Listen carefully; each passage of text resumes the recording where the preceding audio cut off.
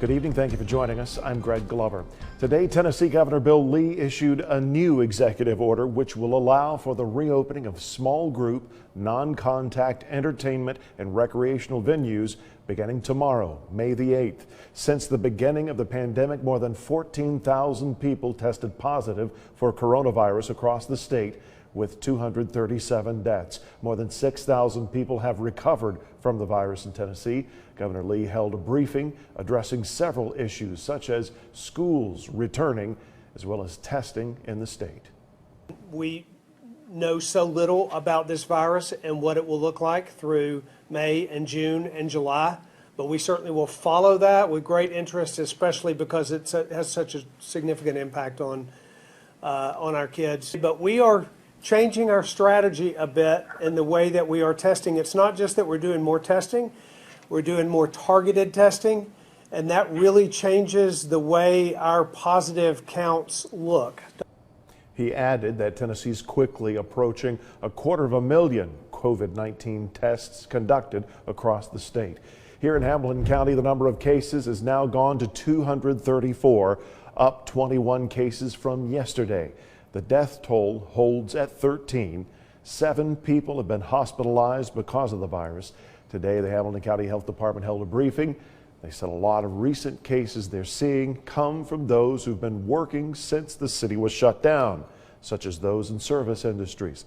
They also say they're seeing rise in cases from those living in multi-generational homes where family members can easily spread it to others. The health department wanted to express the importance of wearing face masks and talked about where you can get one for free if you don't have one.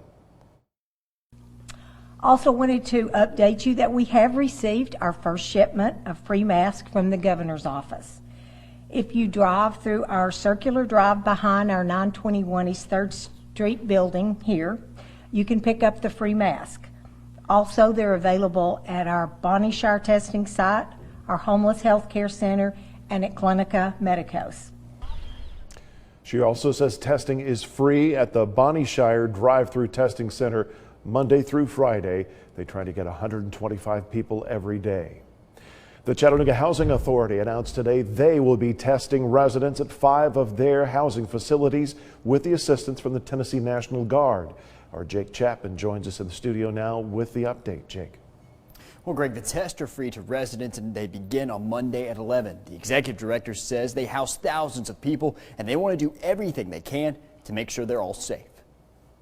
And so it's a great opportunity for us to get the word out to our residents and to try and keep them as safe as possible. Executive Director Betsy McCright says the help from multiple agencies is vital during this pandemic. I'm just thankful that we have a group that's offered to do the testing because the CHA staff is not equipped. We're not medical professionals. She says they'll have 90 staff members at each site and more than 3,000 tests ready to go for their 5 facilities as the National Guard gears up to do mass testing statewide.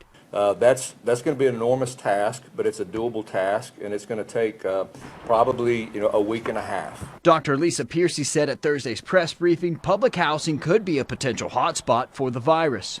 But we do know that crowded housing and housing where people are living in closer quarters, apartment-style living, is associated with higher rates of transmission. There's a lot of nuances in urban populations that could increase the rate of spread, and that's why we are specifically targeting those areas. Especially in our elderly high-rises because it's a more vulnerable population.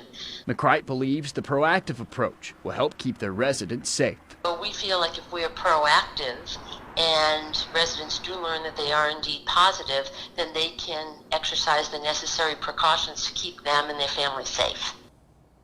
The Housing Authority is also working with local health agencies and hospitals to test residents at some of their other locations in the coming weeks. They'll only be doing these tests on Monday and Tuesday from 11 to 3. We have the full list of those testing locations inside our app.